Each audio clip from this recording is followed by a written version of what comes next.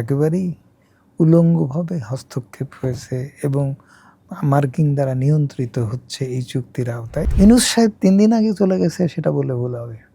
তিনি আসছেন যেসব কাজ করতে হবে বা এরকম একটা গভর্নমেন্ট, কোনো ব্যক্তি, সিভিল সোসাইটির কোনো ব্যক্তি একটা রাষ্ট্রীয় ক্ষমতায় আসার পরে তার যে ধরনের মেরুদণ্ড থাকা দরকার, যে ধরনের তার প্রত্যয় দৃঢ়তা থাকা দরকার, তা তার থাকে না।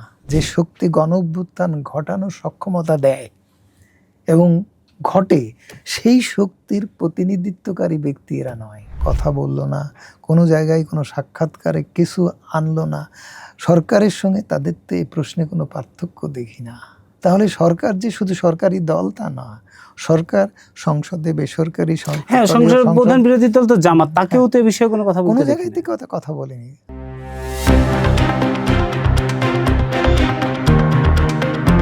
দেশ এবং দেশের বাইরে থেকে যারা দেখছেন সবাইকে স্বাগত আরিফুজ্জামান তুহিনের কথাবার্তায়। আজকে আমাদের অতিথি জ্বালানি বিশেষজ্ঞ অধ্যাপক এম শামসুল আলম।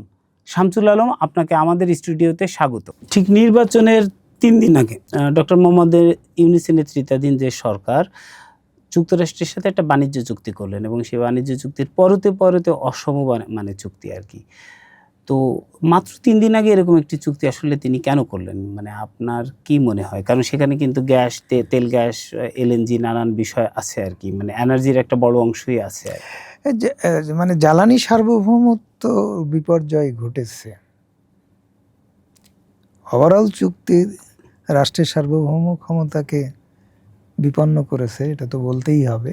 কিন্তু বিশেষ করে জ্বালানি সার্বভৌমত্বের বিষয়টি একেবারেই উলঙ্গভাবে হস্তক্ষেপ হয়েছে এবং মার্কিং দ্বারা নিয়ন্ত্রিত হচ্ছে এই চুক্তির আওতায়, এটা পরিষ্কার প্রতিষ্ঠিত।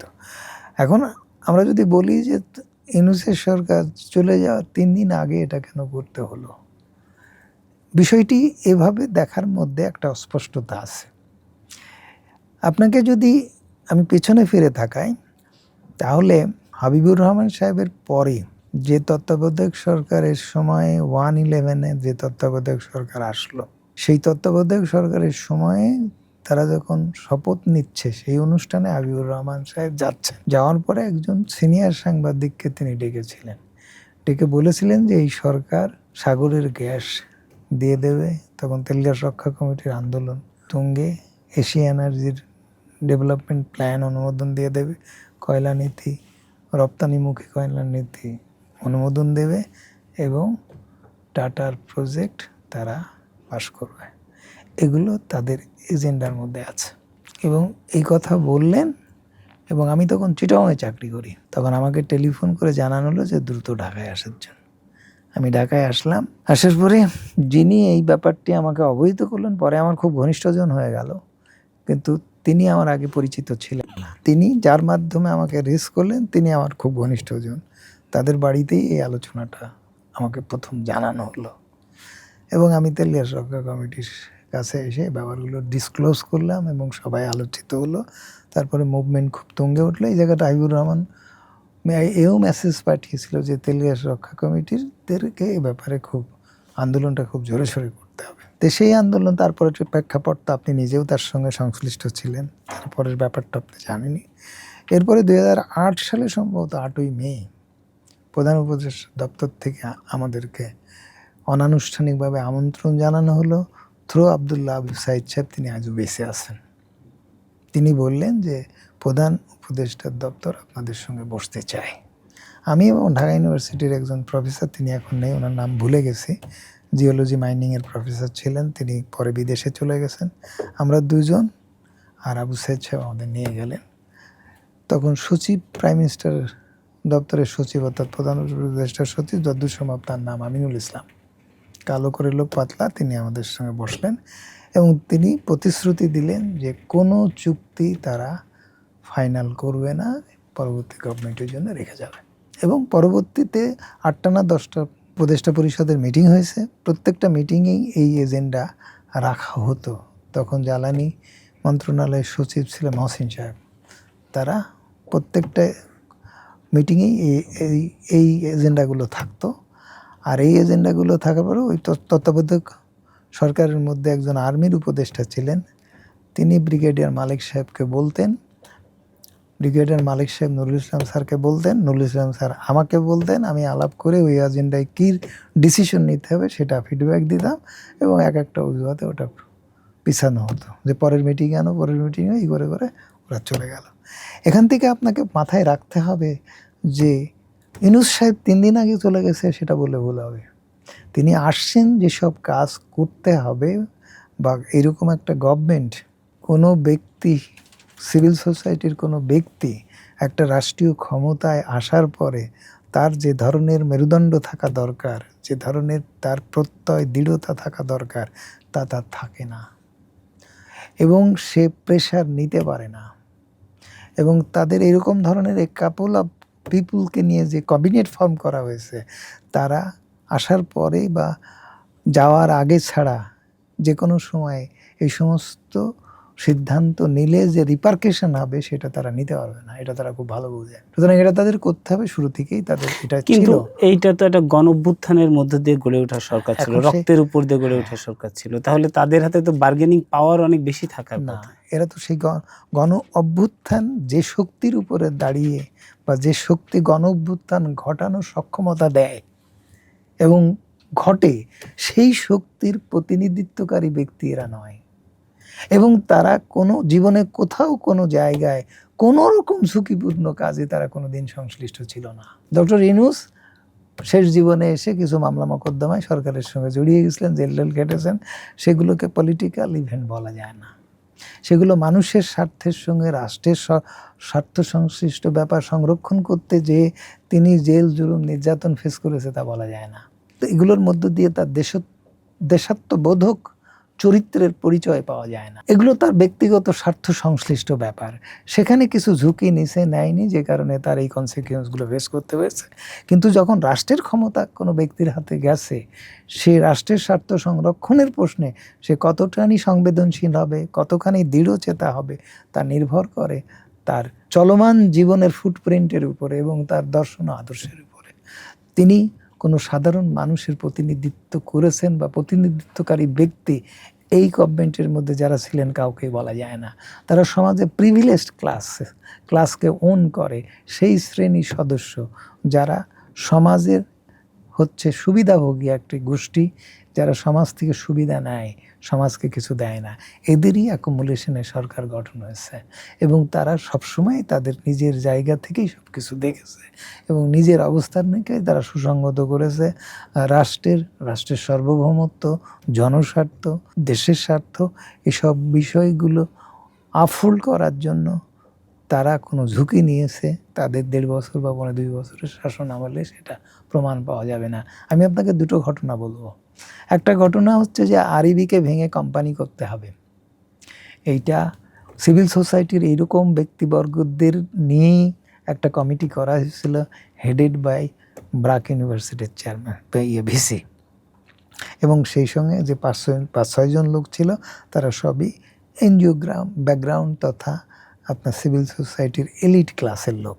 কিন্তু বিদ্যুতের বিষয়ে এনজিওর লোকজন কি বোঝে? এটা তো বোঝার ব্যাপার না। একটা রিপোর্ট তৈরি করা দরকার এবং ওয়ার্ল্ড ব্যাংক এবং এডিবির বড় ডিম্যান্ডই হচ্ছে আরইবিকে কমার্শিয়ালাইজ করে ফেলা, তার বাণিজ্যিক করে ফেলা, কর্পোরেটাইজ করে ফেলা এবং এদেরকে কোম্পানি কালচারে নিয়ে যাওয়া। এটা হচ্ছে তাদের মূল হচ্ছে তাদের অবজেক্টিভ এবং তারা সেজন্য গ্রাউন্ড তৈরি করে যাচ্ছে। এবং তারা রিপোর্ট করলো, তারা একটা রিপোর্ট বানালো এবং আরইবিতে সেই রিপোর্ট পেশ করা হবে। সেই রিপোর্ট আরইবিতে পেশ করা হবে, সেখানে আমাদের সঙ্গে কোনোদিন কোনো ব্যাপারে ডিসকাশন হয়নি। বাইরের অদৃষ্ট একটা শক্তির প্রভাবে, আমি এখন আর এটা নাম বলছি না, শক্তির প্রভাবে সেখানে যেদিন মিটিং হবে তার আগের দিন জ্বালানি উপদেষ্টা সঙ্গে আমার সরাসরি সামনাসামনি মিটিং হলো। মিটিং হওয়ার পরে আমরা তো বরাবরই কর্মচারীদের আন্দোলন চলছিল পিবিএসের, তারা কোম্পানি চায়, অমুক চায়, তমুক চায়, আমরা কোম্পানির বিরোধিতা করছি, আমরা রিপোর্ট তৈরি করেছি, আমরা ক্যাবের থেকে তদন্ত করেছি, সব করে রিপোর্ট দিয়েছি। সেসব রিপোর্ট নিয়ে কোনো দিন ফজল কবির সাহেবের মন্ত্রণালয় আমাদের সঙ্গে কোনো কথা বলেনি, মুখ খোলেনি। আমরা তাদের সঙ্গে কথা বলতে চাইছি, তারা সম্মত হননি। ওই দিনে ডাকার পরে তারপরে দাওয়াতপত্রের চিঠি ইস্যু হয়ে গেছে, সেই চিঠিতে কেটে আমার নাম ইনক্লুড করা হলো। আমি আগামীকাল যাচ্ছি। আমি যেয়ে দেখলাম যে ওই রিপোর্ট পেশ করা হলো, একেবারে পুরা কাঠামোগতভাবে কোম্পানি বানানোর ব্যাপারে তারা রেকমেন্ডেশন দিয়ে দিল। সেখানে 42 মিনিট আমি এটার বিরোধিতা করে যে বক্তৃতা দিয়েছিলাম, পরবর্তীতে আমরা সাংবাদিক সম্মেলন করলাম, পেপারে পত্রিকায় লিখলাম, এবং আমার যে 42 মিনিটের বক্তৃতার পরে ফজল কবির সাহেব উঠে শুধু একটা কথাই বললো যে এই সরকার এটা নিয়ে কোনো ডিসিশন নেবে না, আমাদের এখন নির্বাচন করতে হবে এবং পরবর্তী সরকার ডিসিশন নেবে। সেদিন যদি এটা না হয় কিন্তু আপনার কোম্পানি হয়ে যায়, কোম্পানি ডিক্লারেশন হয়ে যায়। কিন্তু এই কোম্পানি ডিক্লারেশনে বাধা আসবে বা বড় ধরনের বিপদ আসবে, তাহলে তারা হয়তো শেষ মুহূর্তে যেটা সই করে গেছে 3 দিন আগে, এই ব্যাপারটাও 3 দিন আগে করতো। উন্মুক্ত খনি নিয়েও বিদ্যুৎ বিভাগে আলোচনা করেছে এবং উন্মুক্ত খনির ব্যাপারে তারা পজিটিভ ছিল। এবং 2007-08 সালে উন্মুক্ত খনির ব্যাপারে যেসব কথাবার্তা, যেসব প্রেজেন্টেশন, সেই মশিউর রহমান তারাই এগুলোকে আবার সুসংগঠিত করে বিদ্যুৎ ভবনে। এটা কি এমন হতে পারে যে বিদ্যুৎ উপদেষ্টা যিনি ছিলেন, বিদ্যুৎ জ্বালানি উপদেষ্টা ফজল কবির, তিনি আসলে অন 11-এর পরে যে বিদ্যুৎ সচিব হন এবং পরবর্তীতে আওয়ামী লীগ সরকারের প্রথম সময় কিন্তু তিনি বিদ্যুৎ সচিব ছিলেন, এবং কুইক রেন্টালের যে মেথোডোলজি সেটি কিন্তু আসলে সে যখন সচিব ছিলেন, অন 11 সরকারের সময় সচিব ছিলেন, তার হাত ধরেই আসলে তৈরি করা হয় প্রথম 5টি রেন্টাল বিদ্যুৎ কেন্দ্র। পরবর্তীতে তিনি কিন্তু আওয়ামী লীগ সরকারের সময় প্রথম 6-7 মাস কন্টিনিউ করছেন। ফলে তার কি ওই একটা কন্টিনিউটির সে সচিব পরবর্তীতে এখন উপদেষ্টা হইলো, এরকম কি কোনো ব্যাপার যেটা আপনি বলতেছিলেন যে এখন তার ব্যাপারটি রেন্টাল ব্যাপারটা আসলে তার হাত দিয়ে প্ল্যান্টেশন হয়েছে ঠিক বলা যাবে না, রেন্টাল আগে এসে গেছিল এবং সেই সময় রেন্টালের বিরোধিতা করেছিল বেসিক্যালি ওই পাওয়ার সেলের ডিজি ছিল বিডি রহমতুল্লাহ সাহেব। এই ব্যাপারটি ওইখানেই এটা কুকিং হয়েছে, সেইটাকে বাইরে ফাঁস করেছিল এবং তখন 1400 কোটি টাকা এখান থেকে লাভ হচ্ছিল, এরকম একটা হিসাবপত্র আমার মনে আছে। অনেক কাগজপত্রই আমার হাতে এসেছিল, আমরা ওইগুলো প্রতিবাদ করেছিলাম। পরবর্তীতে তেল ভিত্তিক রেন্টালগুলো বাদ দিয়ে তদ্দিদেন বিএনপি সরকার অনুমোদন করে এবং আলটিমেটলি বাধার মুখে তারা আর এটা বাস্তবায়ন করেনি, না করে তারা আলটিমেটলি তত্ত্বাবধায়ক সরকারের হাতে হ্যান্ড ওভার করে। তত্ত্বাবধায়ক সরকারের এসেও সে এটাকে আবার লাইমলাইটে নিয়ে আসে। তার মানে রেন্টালের একটা ধারাবাহিকতা ছিল বিএনপি সরকার শেষ সময়তে আসছিল। বিএনপি সরকার স্মল পাওয়ার প্ল্যান্ট প্রমোট করতে গেছিল, এসআইপিপি, সেটা আপনার মনে আসে। প্রথমত 30টা ছিল, তারপরে কত 45টা হলো এবং যত সংখ্যা বাড়ালো তত চাহিদা বাড়তে থাকলো, তারা এটাকে কুল করতে পারলো না। এই ব্যাপারগুলোকে তারা নিষ্পত্তি না করার কারণেই আসলে বিদ্যুৎ উৎপাদন ক্ষমতা বৃদ্ধি আটকে যায়, তারা একটা অকওয়ার্ড পজিশনে পড়ে এবং পরবর্তীতে আলটিমেটলি তারা ব্যাটে বলে মেলাতে পারেনি ঠিক মতো। কিন্তু এই বিষয়টি এসছিল এবং এ ব্যাপারে তখন দিদেন সচিবের ব্যাপারে বিতর্ক ছিল, তিনি এ ব্যাপারটাকে যেভাবে সামনে এনেছিলেন, তখন বিএনপির মন্ত্রী যেটা ছিল তার সঙ্গে বড় রকমের বিরোধ ছিল। তিনি এ ব্যাপারটাকে খুব শক্তভাবে প্রতিরোধ করার চেষ্টা করেছিলেন এবং সচিব মোটামুটিভাবে একটা ব্যাড গেম প্লে করেছিল। এটা তখনকার সময় এস্টাবলিশড, যে কারণে পলিটিক্যালি বেসিক্যালি রেন্টাল যেভাবে আওয়ামী লীগের সময় পলিটিক্যালি প্রমোটিভ রোল প্লে করেছে, বিএনপির সময় পলিটিক্যালি এটাকে ওভাবে প্রমোট করা হয়নি। মন্ত্রণালয়ের একটা আলোচ্য সচিব এজেন্ডার মধ্যেই থেকে গেছে। যদি পলিটিক্যালি সেখানে যদি ওই ব্যাপারে ওই রকম ফোর্স পেত বিএনপির সময়, তাহলে হয়তো বা তখনই একটা দফারফা হয়ে যেত। আওয়ামী লীগের সময় তো এই জন্য বিশেষ আইনও করতে হয়েছে এবং বিশেষ আইন করে সেগুলোকে এক্সলারেট করেছে এবং এটা যেহেতু এই প্রক্রিয়ায় অর্থ উপার্জন করা বা অর্থ বৃদ্ধি করা, প্রবাহ বৃদ্ধি করা সহজ উপায় ছিল, সুযোগ ছিল এবং আমার ধারণা যে এইসব বিষয়গুলো আমাদের দেশের লোকজনদের মাথা থেকে এসছে আমার তা মনে হয়নি। এই ব্যাপারে আমার কাছে কোনো প্রমাণ নেই, কিন্তু আমার মনে হয়েছে যে এইভাবে সুচারুরূপে আইনি প্রক্রিয়ার মধ্য দিয়ে একটা কাঠামোগত সাস্টেইনেবল একটা মেথড তৈরি করে এইভাবে একটা দীর্ঘমেয়াদী লুণ্ঠন চালিয়ে যাওয়া যায়, এটা অনেক বেশি মেধার ব্যাপার। এইরকম একটা ইনোভেটিভ পদ্ধতি আবিষ্কার করা, তারপরে দেখা গেল লুট হয়ে গেল, ঘাটতি বেড়ে যাচ্ছে, ঘাটতি সমন্বয় করা যাচ্ছে না, তাহলে রেগুলেটরি কমিশনের আইন পরিবর্তন করে মূল্য বৃদ্ধি করার ক্ষমতা বিআরসির পাশাপাশি সরকার সরকার নিয়ে নিল। নিয়ে বছরে 2-3 বার যা খুশি তাই বাড়িয়ে দিল, জাস্ট সই করলেই বেড়ে যায়, মানুষের কাছে কৈফিয়ত দিতে হয় না। এই যে ব্যাপারগুলো এরকমভাবে সাজিয়ে গুছিয়ে একটা দেশের সম্পদ লুণ্ঠন করা, একটা খাতকে এরকম করে নেওয়া, এটা ভয়ঙ্কর বুদ্ধিভিত্তিক ব্যাপার। এইরকম বুদ্ধি এবং চাতুরতা আমার মনে হয় আমাদের সহজ সরল বাঙালিদের ছিল না। আমরা 20 মাসে দেখছি যে ইউনূস সরকারের আমলে অর্থনীতি বেশ চাপে ছিল।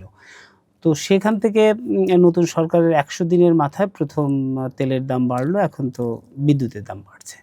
এই মুহূর্তে কি এটা আসলে খুব জরুরি ছিল? না, প্রথম যেটা যদি আমি সরকার হতাম তাহলে সেই আমার ফিলিংস দিয়ে কথাটা বলতে হয়। আমার বিষয়টি হচ্ছে যে আমি যদি বিদ্যুৎ মন্ত্রণালয়ের উপদেষ্টা হতাম, আমি শুরু করতে চাই ক্যাটাগরি গভর্নমেন্টকে দিয়ে। বিদ্যুৎ সেক্টরের এই যে নাজুক অবস্থা, এই যে লুণ্ঠন, এই লুণ্ঠনমূলক ব্যয়, লুণ্ঠনমূলক মুনাফা, এই শব্দটা পপুলার হলো বিদ্যুৎ খাতের এই দুর্নীতিটাকে প্রচার এবং প্রতিষ্ঠিত বা প্রমাণ করতে, যে এই শব্দটা প্রতিষ্ঠিত হলো। তো সরকার যখন আসলো তখন সবচেয়ে মৌলিক রেসপন্সিবিলিটি ছিল, ফান্ডামেন্টাল রেসপন্সিবিলিটি ছিল যে এই বিষয়টি নিষ্পত্তি করা, সবার আগে এই বিষয়টি নিষ্পত্তিতে হাত দেওয়া। আর যেহেতু বিদ্যুৎ এবং জ্বালানির দাম বাড়লে বা কমলে তার অভিঘাত সরাসরি স্বীকার করতে হয়, অভিঘাতের শিকার হয় জনগণ। সুতরাং জনগণের কাছে জানতে চাওয়া উচিত ছিল। সেই জানতে চাওয়ার একটা কালচারাল প্ল্যাটফর্মই তৈরি হয়ে গেছিল বিআরসি।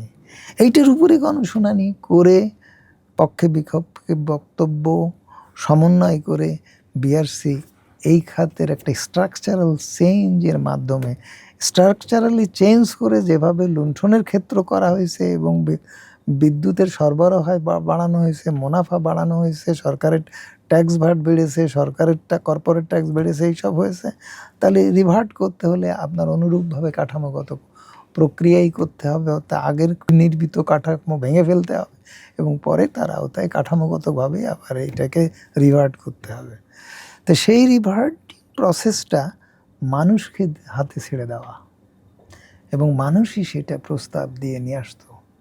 এবং তত্ত্বাবধায়ক সরকার যেহেতু একটা প্রতিনিধিত্বকারী একটা সরকার নেই, সেটা তারা অন্তর্বর্তীকালীন সরকার হিসেবে তাদের এই কাজটা করা উচিত ছিল, যে তোমরা তোমাদের, যেটা অধ্যাপক ইউনূস বলেছেন যে আমরা ফ্যাসিলিটেট করব, আপনারা আপনাদের মতো করে আপনাদের স্বার্থে পরিবর্তন করে নেন। জনগণের প্রতি তার এইরকম একটা ভাষায় একটা ন্যারেটিভ ছিল এবং সেটা যদি করা হতো, এবং সেটা না করে বরঞ্চ সরকার দাম বাড়ালো না, ওই সরকার না বাড়িয়ে ঘাটতি অ্যাকুমুলেশন করে পরবর্তী সরকারের জন্য রেখে গেল।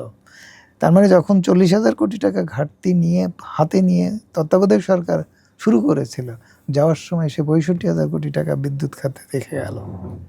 তার মানে 1.5 বছরের মাথায় ঘাটতি বেড়ে গেল আপনার 40-25,000 কোটি টাকা, অর্থাৎ মোর দ্যান 60%। এটা বেড়ে গেল। তার মানে সে তখন ওটা হয়েছে 18 বছর পরে, 18 বছর বা 16 বছর ধরে এই পরিমাণ ঘাটতি হয়েছে।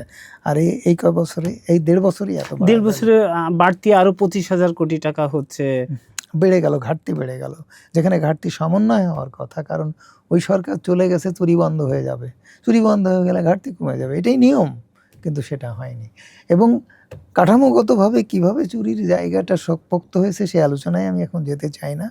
এখন আমি পরেরটায় আসতে চাই যে বর্তমান সরকার যখন আসলো, সে আসার পরই তেলের বাজার এরকম হয়ে গেল আর যুদ্ধ এরকম হয়ে গেল। তার জন্য এটা একটা সুযোগ হলো যে মানুষকে তাহলে এই যে এই ক্রাইসিসটা মোকাবেলা করে সুফল আনতে একটা সময় লাগবে, সেই সময়টা অন্তত মানুষ এই অবস্থায় সরকারকে সময় দেবে এবং সরকারের প্রতি সহানুভূতিশীল হবে এবং সরকার সেটাকে সুযোগ হিসেবে পাবে এবং মানুষ এই জ্বালানি নিয়ে আরও বেশি সোচ্চার হবে, তৎপর হবে, তিক্ত বিরক্ত হবে। তাহলে এই খাতে দুর্নীতির বিচারটা তার জন্য করা সহজ হবে। আর দুর্নীতির বিচার না করলে তাহলে এক্ষেত্রে খাতে যে দুর্নীতি করা যায়, এই সরকারের লোকজনও দুর্নীতি করবে। যদি বিচার না হয় তাহলেও তারা আগামীতে পার পেয়ে যাবে, এইটাই তাদের সাহস যোগাবে। আপনি যাদের হাতে ক্ষমতা থাকে, তারা ক্ষমতা পাওয়ার পরে যারা ক্ষমতা পেয়ে এটা অপব্যবহার করে যা করে গেছে, ফ্যাসিস্ট বলেন আর দুর্নীতিবাজ বলেন আর লুণ্ঠন বলেন, পরবর্তীতে যারা আসে তার জায়গায় বসে, তারা যে ধারাবাহিকতা রক্ষা করবে না তার কোনো নিশ্চয়তা নেই, যদি না রাষ্ট্র বিশেষ ব্যবস্থা না নেয়। রাষ্ট্র সেই বিশেষ ব্যবস্থা নিতে প্রাধান্য পেল না। একটা কৌশলগত পরিকল্পনা এখন সরকার তৈরি করছে, তবে খুব দুর্বল কাঠামো নিয়ে আসছে, কিন্তু সেটা যেভাবে সবল এবং দেশপ্রেমে সিক্ত শক্তিশালী হওয়া দরকার ছিল সেটা কিন্তু হচ্ছে না। এই হওয়ানোর ব্যাপারটি শুধু সরকারের উপরে ছেড়ে দেওয়াটাই নির্ভর করে না। যেমন আমি কিছুদিন আগে ছেলেপেলেদের যে দল এনসিপি, তাদের জ্বালানির একটা সম্মেলনের একটা পর্বে আমি হাজির হয়েছিলাম। হাজির হয়ে তাদেরকে বলেছিলাম যে আজকের জ্বালানির যে দুরবস্থা, তেলের দাম অমুক তমুক, এ খাতে সংস্কার দরকার, লুণ্ঠন প্রতিরোধ করা দরকার। তারা তো এতদিনে সংসদে গেল, কোথাও তো একটা কথা বলল না, কোনো জায়গায় কোনো সাক্ষাৎকারে কিছু আনলো না। সরকারের সঙ্গে তাদের তো এই প্রশ্নে কোনো পার্থক্য দেখি না। তাহলে সরকার যে শুধু সরকারি দল তা না, সরকার সংসদে বেসরকারি হ্যাঁ, সংসদের প্রধান বিরোধী দল তো জামাত, তাকেও তো এই বিষয়ে কোনো কথা কোনো বলতে জায়গায় থেকে কথা বলেনি। আজকে 3টা দল প্রমিনেন্ট, আরও তো জোটের আছে, জোটের তো 2-3 জন আছেই, সেই গণ অধিকার পরিষদ, তারপরে হচ্ছে আপনার জুনায়েদ সাকির দল বিএনপি, উল্টা দিকে হচ্ছে এনসিপি, জামাতে ইসলাম, এসব মিলিয়ে রাজনৈতিক দল তো 7-8টা তো অলরেডি আছেই, স্বতন্ত্র আছে। তো এরা মিলিয়ে এত বড় একটা জ্বালানির জগতের যে এত বড় বিপর্যয়, এখানে যে এইরকমভাবে একেবারে দিবালোকে এইভাবে লুণ্ঠন করে চলে গেছে, লুণ্ঠনের যজ্ঞ বসায় দিছে, এই প্রশ্নে তাদের কখনো কথা বলার দরকার হলো না। তারা কি এটা কন্টিনিউ করতে চায়? God nose. এখন সেরকম একটা অবস্থায় শুধু যে সরকার কথা বলছে না, আমার উদ্বেগ সেখানে নয়। সরকার নানা ধরনের স্বার্থ সংঘাতের মধ্য দিয়ে আগায়। সরকার যে কোনো সময় বিভ্রান্ত হতেই পারে, কিন্তু বাইরে থেকে সিভিল সোসাইটি, পাশাপাশি বিরোধী রাজনৈতিক দল, এই সমস্ত জাতীয় স্বার্থ সংশ্লিষ্ট ইস্যুগুলো এমনভাবে তারা ওয়াচ ডকের মতো ওয়াচ করবে এবং এমনভাবে হামলে পড়বে যে সরকার বিপদে গেল আর বিপদে যাওয়ার সুযোগ থাকবে না। কিন্তু দেখেন, সরকার কিন্তু বলছে যে তেলের দাম বেড়ে গেছে আন্তর্জাতিক বাজারে, সে কারণে আমরা বিদ্যুতের দাম বাড়াতে বাধ্য হচ্ছি। কিন্তু সরকারের আসল ঘটনা কিন্তু অন্য জায়গায়, যে তত্ত্বাবধায়ক সরকারের সময় বিদ্যুৎ কেন্দ্রগুলা হাজার হাজার কোটি টাকা সে বকেয়া রাখছে, প্রায় 20-25 হাজার কোটি টাকার মতো সে বিদ্যুৎ কেন্দ্র গুলার বিদ্যুতের দাম দেয় নাই, কিন্তু জনগণ তো বিদ্যুতের দাম দিচ্ছে। তাহলে এই টাকাগুলো আসলে গেল কোথায়? কারণ আপনি জানেন যে দীর্ঘ সময় আমাদের তিতাস সহ সব বিদ্যুৎ কোম্পানিগুলোর এফডিআর জমা ছিল, সেই এফডিআর গুলো কিন্তু তারা ভেঙে নিয়ে গেছে। তাহলে এই টাকাগুলো আসলে গেল কোথায়? তত্ত্বাবধায়ক সরকার যাওয়ার আগে, যাওয়ার আগের কিছুটা সময়, আসার পরের কিছুটা সময় মিলিয়ে যদি বলি, তাহলে মোটামুটিভাবে 10,000 কোটি টাকার বিল লাগতো বিদ্যুতের। সরকার বিদ্যুৎ বিক্রি করে কম বেশি 5,000 কোটি টাকা পেত। সরকার অর্থ মন্ত্রণালয়ে ভর্তুকি দিত 20-22 হাজার কোটি টাকা। 24-26 হাজার কোটি টাকা, 100 কোটি টাকা মূলত আপনার বকেয়া থেকে যাচ্ছিল। এবং কিউমুলেটিভ বকেয়া যখন 1-2 মাস পরে যখন মন্ত্রণালয় থেকে বলা হলো যে 47 হাজার কোটি টাকা এখন বকেয়া রয়ে গেছে, এই বকেয়া পরিস্থিতির অবস্থা এখন কি সেটা আমি বলতে পারবো না। এখন বিষয়টি আছে যে সরকার যখন বেড়েছে তখন সরকার দাম বাড়ায়নি, যখন কমা শুরু করেছে তখন সরকার বিদ্যুতের দাম বাড়িয়েছে। এই কমাটা আলটিমেটলি $90 নিচে নেমে গেছিল। এবং এখানেই সবচেয়ে বড় বিভ্রান্তি, যেই সময় বাড়িয়ে জ্বালানি তেল যে মজুদ আছে, এই মজুদের তেল কালোবাজারে যাচ্ছে এবং অনেক জায়গাতে মজুদ পানির ট্যাঙ্কেও নাকি পাওয়া গেছে, এরকম কথাবার্তা শোনা যাচ্ছে। তার মানে দেখা যাচ্ছে যে একটা শ্রেণীর লোক ঠিকই সংবাদ পাচ্ছিল যে তেলের দাম বাড়বে, ওদিকে তেলের দাম কমছে, তার মানে আজকে যা আছে কালকে তা আরও কমবে।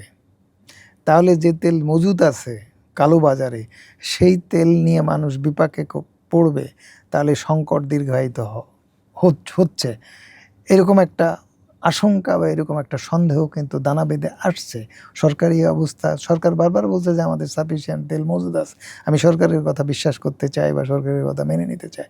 থাকলে মানুষ পাচ্ছে না কেন? সে প্রশ্নের জবাব কিন্তু নিষ্পত্তি আজও হয়নি, ভবিষ্যতে হবে কিনা আমি জানি না। কিন্তু সেই জায়গাটাই যখন দাম বাড়িয়ে দিল, তাহলে তেল যেগুলো জমা ছিল সেই তেলগুলো মার্কেটে যখন আসলো তখন রাতারাতি পেট্রোল পাম্পের ভিড় চলে গেল।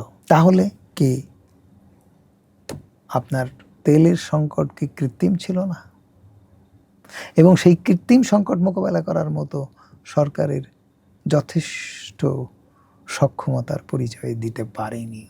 কিন্তু এইবার যেটা বলছে সেটা হচ্ছে, ধরেন তেলের দাম বাড়ছে এই কারণে আমাদের বিদ্যুতের দাম বাড়াতে হচ্ছে, কিন্তু বিআরসির মূল্যায়নে কিন্তু ডিজেল বেসড পাওয়ার প্ল্যান্ট চলবেই না। তো আপনার তেলের দাম বাড়াচ্ছে বলেই বিদ্যুতের দাম বেড়েছে, এটার তো কোনো আসলে যুক্তি নেই। তেল দিয়ে তো আমরা বিদ্যুৎ উৎপাদন করি না। এই কথাটা, তেলের দাম দিয়ে বিদ্যুৎ উৎপাদন করি বা না করি, এই কথাটা কোনো যৌক্তিক বিষয় নয়। ফার্নেস অয়েল থেকে বিদ্যুৎ উৎপাদন বন্ধ হয়ে গেছে 2022-এর মে থেকে, এবং 42টা ফার্নেস অয়েল বিদ্যুৎ কেন্দ্র ওর যেটা বিদ্যুৎ উৎপাদনের রেকর্ড পিডিবি থাকার কথা, সেখানে মালিকরা তার রেকর্ড রাখা বন্ধ করে দিয়েছে। এগুলো বিদ্যুৎ পিডিবির বোর্ড মিটিংয়ের রেকর্ডেই আছে, যে রেকর্ডগুলো ক্যাব আদালতে সাবমিট করেছে, এবং ক্যাব এই বিদ্যুৎ কেন্দ্রের 42টা বিদ্যুৎ কেন্দ্রের লাইসেন্স বাতিল চেয়েছে, হাইকোর্টে সে মামলা পেন্ডিং আছে। যখন হাইকোর্টে মামলা করেছে তখন তত্ত্বাবধায়ক সরকার ফার্নেস অয়েল থেকে বিদ্যুৎ কেনা বাড়াইছে। তত্ত্বাবধায়ক সরকারের সময় মানে তার তেল ভিত্তিক বিদ্যুৎ কেন্দ্র থেকে বিদ্যুৎ নিচ্ছে। কারণ কি? তাদেরকে প্রোটেক্ট করেছে সরকার। তাহলে দেশের তো গত সরকারেরই লুটেরা, তাহলে কেন? এই প্রশ্নে ভয়ঙ্কর রকমের এই যে দৃষ্টান্ত, এটা একটা ভয়ঙ্কর ইঙ্গিত দেয়। তাহলে এই যে তেল নিয়ে তেলবাজি, তেলেসমাসি কারবার, যেটা ভোজবাজি কারবার যেটা ঘটেছে, এবং বিদ্যুৎ নিয়ে যে ভোজবাজি কারবার ঘটেছে, এবার আরেকটা ইনফরমেশন আপনাকে দেই, যে ফার্নেস অয়েল থেকে বিদ্যুৎ উৎপাদন করার যে মেশিন, যে 42টা বিদ্যুৎ কেন্দ্র, এই মেশিনগুলো যদি বন্ধ করে দেয়, একমাত্র অলমোস্ট বন্ধই ছিল বলা যায়, তাহলে আমার বিদ্যুৎ সমস্যার সংকট বাড়ে না। না, সেটা তো প্রমাণিত, বন্ধই তো ছিল। আরো বাড়ে না, এবং আপনার বিদ্যুৎ উৎপাদন ব্যয় কমে, শুধু বন্ধ করলেও নয়। কারণ গ্রিডে যে ভার তৈরি হয়, যে রিয়াক্টিভ পাওয়ার তৈরি হয়, তাতে করে যে আপনার পাওয়ার ফ্যাক্টর যে কমে যায়, এই পাওয়ার ফ্যাক্টর কম্পেনসেশনের জন্য যে ব্যবস্থা নেওয়া দরকার সেটা পিজিসিপি করেনি। না করে এই মেশিন চালিয়ে এই মেশিন কন্ডেন্সার হিসেবে কাজ করেছে। এইরকম একটা অভিযোগ আছে, সেটা প্রমাণ হয়নি, আমি প্রমাণ করতে পারিনি। রিঅ্যাক্টিভ পাওয়ারে তো তাহলে তো আমাদের যন্ত্রপাতি, আমরা তো আসলে কমপ্লায়েন্স বিদ্যুৎ, তার মানে আপনার তার মানে যদি আপনি এখন বন্ধ করে দেন, বন্ধ করে দিলে বুঝতে পারবেন যে আপনি কি পরিমাণ ভার উৎপাদন করে আপনি রিয়েল পাওয়ার থেকে বঞ্চিত হচ্ছেন, পয়সা পাচ্ছেন না। তার মানে ওগুলো তৈরি করতে তেল যাচ্ছে না, সেই তেল আপনার বেঁচে যাচ্ছে, আবার ক্যাপাসিটি পেমেন্ট বেঁচে যাচ্ছে। তার মানে আপনার বিদ্যুৎ উৎপাদনে এই যে লস, এইটা তেলভিত্তিক বিদ্যুৎ উৎপাদন বন্ধ করে দিলেই হয়ে যায়। আমার কতটুকু লোডশেডিং ভোগ করতে হবে? ধরে নেন ও তো কয় পার্সেন্ট বিদ্যুৎ উৎপাদন করে, সামান্য, ইনসিগনিফিক্যান্ট। আমি ধরে নিলাম 10%, নিচে যদি আমি ধরে নিলাম 10%, সে 10% যদি সিস্টেমে না থাকে, যদি আমি ওরকম 40,000 কোটি টাকা সাশ্রয় করে যদি আমি কয়লা আমদানি বাড়াইতে পারি, তাহলে ওই বিদ্যুৎ আমি উৎপাদন করতেই পারবো। তো এই যে জায়গাগুলো বলা হয়েছে সরকারকে, এ পথ দিয়ে হাঁটিনি। তাহলে সরকার কি শুধু তেলভিত্তিক বিদ্যুৎ কেন্দ্রের মালিকদের ক্যাপাসিটি পেমেন্ট দেওয়ার জন্য, সুবিধা দেওয়ার জন্য এই কাজটা করেছে? সেটা আওয়ামী লীগের সময় হলে এই কথাটা মনে হতো, তত্ত্বাবধায়ক সরকারের সময় আমি অন্তত এটা মনে করি না। তাহলে সমস্যাটা কোথায়? সমস্যাটা এই দেশকে বিদ্যুৎ আমদানি বাজারে পরিণত করার যে দীর্ঘমেয়াদী পরিকল্পনা বাস্তবায়ন চলছে, যে পরিকল্পনা বাস্তবায়নের প্রেক্ষাপট এদেশের সার্বভৌমত্বকে বিনষ্ট করা, বিপর্যস্ত করার পর্যায়ে চলে গেছে বা বিপর্যস্ত হয়ে গেছে। আজকের যে চুক্তির কথা বলছেন, সে চুক্তিও এর সঙ্গে জড়িত। আজকে যে এইরকম দুর্বল তত্ত্বাবধায়ক সরকার দিয়ে একটা রাষ্ট্রের সার্বভৌমত্ব জলাঞ্জলি দেওয়া, এসব কিছুর সঙ্গে এই ব্যাখ্যা রয়ে গেছে। এটা এই বিদ্যুতের দাম বাড়ানোটা কে না জানে, ওয়ার্ল্ড ব্যাংক আর এডিবি বোঝে না যে এখানে কি পরিমাণ দুর্নীতি হয়েছে। এই দুর্নীতি at the cost of corruption, এখানে বিদ্যুতের দাম বৃদ্ধিটা হয়েছে at the cost of corruption. আর এই করাপশন লিড করেছে বিদ্যুৎ আমদানি বাজারকে মজবুত করতে। যে এটা ফেল করতেছে, সো আমাকে আর আমদানি করতে হবে। এখন আপনি কয়লা আমদানি করতেছেন আপনার বড় প্রক্রিয়া কয়লার দামের থেকে কম দামে, আপনি ভারত থেকে বিদ্যুৎ আমদানি করতেছেন আপনার বিদ্যুৎ উৎপাদন ব্যয়ের থেকে 33% 40% কম দামে। আপনি এখন তেল আমদানি করতেছেন, আপনি নিজে তেল আমদানি করলে ব্যয় বেশি পড়ে। আপনি যে ফ্রেড দিচ্ছেন বেসরকারি খাতকে, সেই ফ্রেড ইন্ডিয়া হয়ে আনলে দেখা যাচ্ছে যে সেই ফ্রেড অপটিমাইজ করলে আপনি ওর থেকে কম দামে আপনি ভারত থেকে আনতে পারেন, ভারত আপনাকে তেল সাপ্লাই দিতে পারে। তার মানে আপনার ব্যবসা কিন্তু সব দখলে হয়ে গেল। আর আপনি এই সমস্ত তেল এবং গ্যাসের দাম বৃদ্ধি, সেটা যে সরকার নিজের বুদ্ধিতে, নিজের বিবেচনায় এবং নিজে নিজে করছে, আমি তা মনে করি না। এই দাম এবং এই যে 10% আপনার আজকে ধরেন 20%, 18% সে দাম বাড়াইছে বা 16% বাড়াইছে, আপনার 78% বাড়াতে হবে। তার মানে 50,000 কোটি টাকা ঘাটতি থেকেই গেল। আর সরকারের দরকার ডলার, সরকার আয় করলো টাকা, তাতে করে তো বিদ্যুৎ আমদানি ব্যয় বা জ্বালানি আমদানির ব্যয় কোনো কাজে লাগবে না। কিন্তু সরকার এটা করছে, বলছে যে IMF বলতেছে শর্ত দিয়ে রাখছে লোন পাবো না, এরকম একটা কথা। এইবার যেটা সাংঘাতিক হলো, আমি শেষ করি, যে আসলো বলতেছে, কিন্তু বিষয়টি কি সেরকম? IMF তো বলেছে যে ভর্তুকি তুলে নাও, ভর্তুকি যে দাম কমায় তোলা যায়, কমানো যায়, দাম বাড়ানো লাগে না, ব্যয় কমানো যায়, এই লুণ্ঠনমূলক ব্যয় মুক্ত করলেই ওটা কমে যায় এবং যা দাম আছে তার থেকে আরো কমানো যায়। সে চেষ্টার দিকে আমরা যাচ্ছি না, আমরা অজুহাত খাড়া করে ওই দিকে সেটা তো আপনারা বারবার দেখাইছেন যাচ্ছি। হ্যাঁ, আমরা ওই দিকে যাচ্ছি। আগে সরকারও যা করেছে করছে তাই করছে। তার মানে আমরা এই মূল্য স্থায়িত্ব দিতে চাই। পলিটিক্যাল গভর্নমেন্ট আসলে এগুলো করলে সে ওয়াশ আউট হয়ে যাবে। তত্ত্বাবধায়ক সরকার এগুলো করলে তার জীবনে কোনো দিন আসতে হবে না, সে তো মানুষের স্রোতে হারিয়ে যাবে, বেঁচে যাবে, অথবা এমন বয়স মরেও যাবে, এক দুজন তো মরেও গেছে। তো এই সমস্ত কাণ্ড কারখানা বলতে পারেন একটা সামগ্রিক প্ল্যান, পরিকল্পনার অংশ। তো সুতরাং এই যে দাম বাড়ানোটা, এই দাম বাড়ানোর বিষয়টি সরকারের দেশ চালানোর পরিকল্পনার অংশ আমি তো মনে করি না।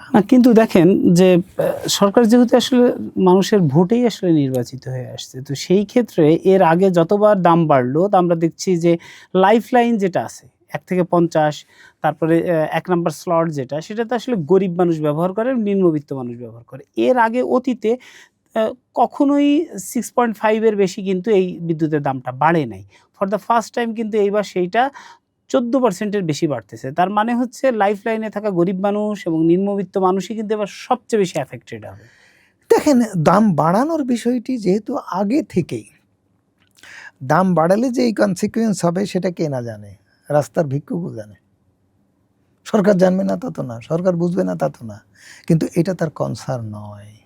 এটা আমাদেরকে প্রথম বুঝতে হবে, এটা তার কনসার্ন নয়। তার কনসার্ন হয়তো অন্য কারো পলিসি, যেমন খলিলুর রহমানকে, যেমন তৌফিক ইলাহীকে রাষ্ট্রের সার্বভৌম ক্ষমতা আর অংশীদার করা ছিল অন্য কারো অভিপ্রায়। কিন্তু এইটা আমার কাছে একটা ইন্টারেস্টিং, যে ধরেন আওয়ামী লীগ সরকারের সময় আমরা দেখছি যে একদম তৌফিক ইলাহী তো একদমই প্রুভেন আসলে পশ্চিমাদের লোক ছিল, মানে এটা নিয়ে আন্দোলন সংগ্রাম পর্যন্ত রাস্তায় গড়াইছে, তার ফাঁসি চাই বা নানান কিছু হয়েছে। তারপরেও তৌফিক ইলাহীকে আওয়ামী লীগ সরকার এত ম্যান্ডেট পাওয়ার পরে 2009 সরকারের সময় উপদেষ্টা কন্টিনিউ করলো। রাষ্ট্রের সার্বভৌম ক্ষমতার অংশীদার হচ্ছে রাষ্ট্র, জনগণ যাকে নির্বাচিত করেছে সেইভাবে রাষ্ট্রের সার্বভৌমতা দেয়। এরকম উপদেষ্টার হাতে এরকম ক্ষমতা ছাড়া যায় না। এরকম নন পলিটিক্যাল পার্সনকে ওতের পদ দেওয়ার ব্যাপারে অবশ্যই সংবেদনশীল হতে হবে সরকারকে। যে পদ ওত নিতে হয়, রাষ্ট্রের কাছে অঙ্গীকার থাকতে হয়, দায়বদ্ধ করতে হয়, সেটা জনগণের কাছে দায়বদ্ধতা ছাড়া সেই পদ দেওয়া যায় না। এরকম একটা পররাষ্ট্র মন্ত্রণালয়, তার তুলনায় আরও এক ধাপ এই সরকারের আমলে এগিয়ে গেছে খলিলুর রহমান। হ্যাঁ, মানে খলিলুর রহমানের ক্ষেত্রে আমরা একই কেস দেখলাম, একই কেস আরো খুব ন্যাক্কারজনক ভাবে হয়েছে। বিএনপির মধ্যে তার ব্যাপারে তো যথেষ্ট আপত্তি ছিল। হ্যাঁ, মাঠে তো সালাউদ্দিন সাহেবের তো বক্তব্যের মধ্য দিয়ে প্রকাশ না, পাচ্ছে। তারা একদম তারপরে সরকারের কাছে নালিশও করছে যে দুই ছাত্র উপদেষ্টা এবং এই উপদেষ্টার ব্যাপারে আমাদের রিজার্ভেশন আছে। তো এই যে অবস্থাগুলো গেছে, তারপরে তাকে তাকে আমরা, সরকার মানে আমরা সেই খলিলুর রহমানকে হজম করে নিয়েছি। আজ তো বুঝতে পারছি যে সরকারের পলিসি লেভেল ডিসিশনে তার ইন্টারফারেন্স আছে এবং তিনি প্ল্যান্ড এবং তাকে ইনস্টল করা হয়েছে এরকম একটা অবস্থান অপারেট করার জন্য। তিনি সেই অবস্থানটা অপারেট করতেছে আমার এবং সবচেয়ে দুর্ভাগ্যজনক ব্যাপার হচ্ছে তার এই অবস্থান, তার এই ভূমিকা, তার এই প্রয়োজনীয়তা সেটা রাষ্ট্রের নয়, এবং সরকারেরও নয়। তাহলে কার প্রয়োজনে সে বসে এই কাজ করছে? তাহলে তো যা সরকার তো রাষ্ট্রের দেখছি প্রয়োজন। বেশ অসহায় আর কি। আমি তো আগেই বলেছি, এবার আসেন যে সার্বভৌম ক্ষমতা কম্প্রোমাইজ করতে হয়েছে আলিবর্দী খাঁকে, বর্গীদের কাছে চোথ দিতে হয়েছে, অর্থাৎ রাজস্বের 1/4 তাদেরকে চাঁদা দিতে হয়েছে, চাঁদা দিয়ে তাদের সঙ্গে কম্প্রোমাইজ করতে হয়েছে দেশের মানুষের জানমাল রক্ষা করার জন্য। মনে পড়ে আপনার যে বর্গী এলো দেশে বলে যে মানে যে প্রবাদ বাক্য ছিল? এইবার আসেন সেটা 1751 সালের ঘটনা। 1757 সালে পুরো সার্বভৌম ক্ষমতা চলে গেল। প্রথমে ব্যবসা গেছে, পরবর্তীতে নিরাপত্তা এবং রাষ্ট্রের ভৌগোলিক সমস্ত শাসন, রাজস্ব সব চলে গেছে। ব্যবসা গেছে, রাজস্ব গেছে, তারপরে হচ্ছে রাষ্ট্রের নিয়ন্ত্রণ পরিচালনা ক্ষমতা চলে গেছে, তারপরে 200 বছর চলে গেছে। তারপরে আসছে পাকিস্তান আসার পরে বৈষম্য, আপনি রাষ্ট্রের রাজস্ব সমবন্টন হয়নি, বৈষম্যের শিকার হয়েছে রাষ্ট্রের এক পার্ট আর এক পার্টের কাছে, শোষণ প্রকট হয়েছে। তারপরে এই বাংলাদেশ হয়েছে। তারপরে সেই ক্ষমতা গোষ্ঠী কিছু অলিগার্ক তৈরি করেছে, যে অলিগার্করা ক্ষুদ্র ক্ষুদ্র শক্তি হয়ে নেপথ্যে রাষ্ট্রের সার্বভৌম ক্ষমতা অপারেটের মালিক হয়ে গেছে। এর মধ্যে এসে গেছে তৌফিক এলাই চৌধুরীরা, দৃশ্যে অদৃশ্যে আবুল কালাম আজাদ, ডক্টর কাইকাউজ, এরা এসে গেছে। খলিলুর রহমানরা ধারাবাহিকভাবে এসে গেছে। এরা এক একটা ক্ষুদ্র ক্ষুদ্র বা ব্যক্তি বা গোষ্ঠীগতভাবে অলিগারকে পরিণত হয়েছে, যারা রাষ্ট্রের সার্বভৌম ক্ষমতা অপারেট করেছে এবং সরকারকে অনেক ক্ষেত্রে দুর্বল না বলতে পারে নকার্যকরও করে ফেলেছে। তো এই যে অবস্থাটা, এই অবস্থাতে রাষ্ট্র স্বাধীন হওয়ার সঙ্গে তো স্বাধীন রাষ্ট্রের বৈশিষ্ট্য বদলে ফেলেছে। তাহলে কি হলো 47, 71, 2024 মানুষ তো রক্ত দিল, আমাদের কি তাহলে আর মানে মানে মানে মুক্তির কি কোনো বিষয় থাকছে না আর? কেন? আপনি যে আলোচনা করছি তাতে কি মনে হয় না যে এই আলোচনাটা এর আগে কেউ করেনি? আজকের এই প্রেক্ষাপটে আলোচনা করতে হচ্ছে। এই আলোচনা কি মনে হচ্ছে যে শুধু আমার আপনার মনকে বা আমার আপনার কথাকে কথা বাড়াচ্ছে, আর কিছু নয়? তা তো নয়। এটা আমি মনে করি অ্যাডভান্সমেন্ট। আপনি যেমন আজকে সাংবাদিকতা করতেন, আজকে আপনি সংবাদ সৃষ্টি করছেন। সংবাদ পরিবেশন করতেন, সংবাদ তো সৃষ্টি করেন, আজকে আপনি সংবাদ সৃষ্টি করছেন। সেই সংবাদপত্রের আপনি অনারশিপ হয়ে গেছেন।